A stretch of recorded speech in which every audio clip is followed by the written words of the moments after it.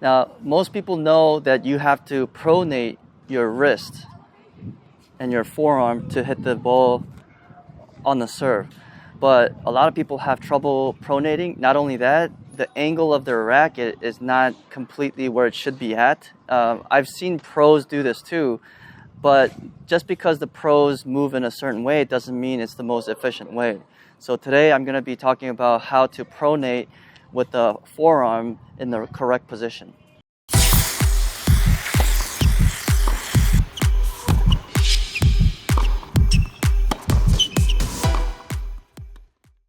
What you want to do is you want your arm to start in a little bit more of the pronated position instead of being inward like this.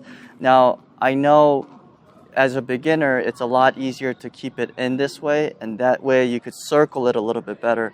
But the thing is, when you're more of an intermediate or advanced or elite junior or even the pro level, it's a lot better to have your forearm slightly more pronated and your racket face facing in the direction of your facing, because there is something called action reaction.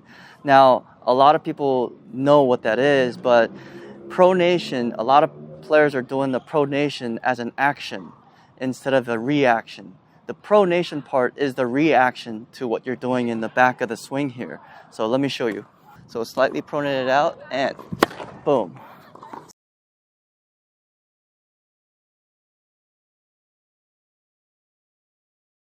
So that way you are, basically what's happening is you're in that slightly pronated position, and then the action is going around and you're using your forearm to get the action, to get the reaction of the pronation. So basically the pronation part is the reaction to the part where you're taking the pronation, supination, and then pronation again.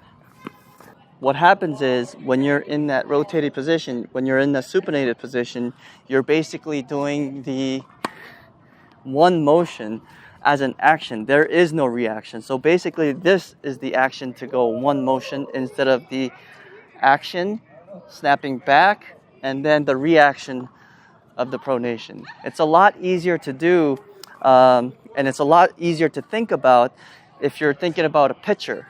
The pitcher has his arm rotated out and the ball would be facing out this way rather than going in.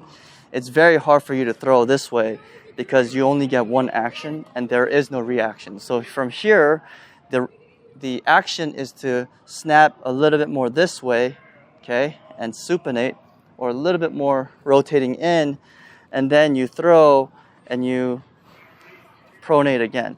So basically, that's what's happening on the serve. And so some of the taller players could keep that wrist a little bit more in and supinated so they get on top of the ball a bit more.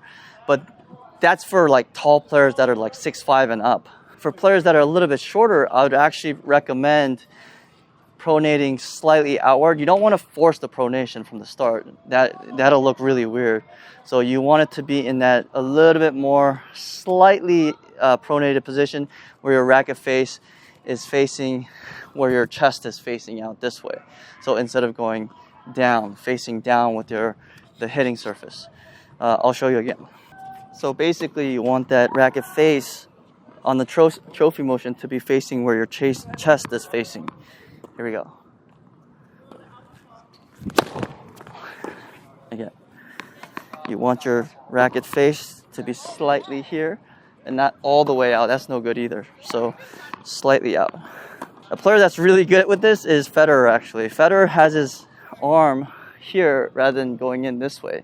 So he uses the action of going the supination to the pronation really well and snapping that wrist and the forearm really well.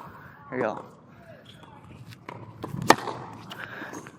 So that way you get a little bit more power because of the forearm rotating, and you get that action reaction instead of just the action going pronation from inward to outward. Here you go.